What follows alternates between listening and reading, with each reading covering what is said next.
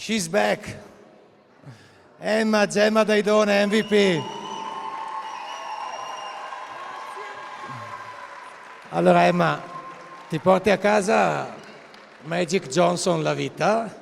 È un libro, insomma, su un giocatore molto importante che ha cambiato l'NBA all'epoca in cui era giocatore, ha fatto anche delle cose molto importanti fuori dal campo, così come tu hai fatto cose importanti in campo e fuori, perché tutti sappiamo che mentre eri infortunata hai fatto da capo ultra, quindi raccontaci questo periodo come l'hai vissuto.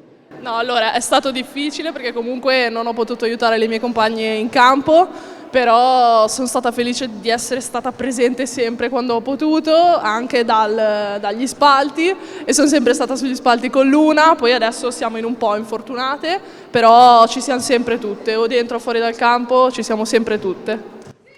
Brava, brava Emma, infatti il gruppo è quello appunto che ti porta a fare i migliori risultati, perché le individualità servono, ma è il gruppo quello che fa la differenza. Oggi però hai fatto una partita stratosferica, hai portato a passo di piede perno un po' tutta la difesa, insomma avevi tanta voglia di tornare in campo.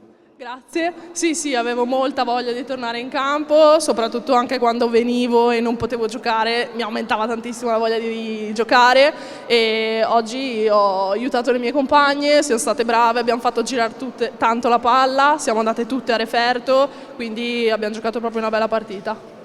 Bene, e allora un grande applauso per l'MVP di oggi, Emma Gemma Daidone. Brava Emma.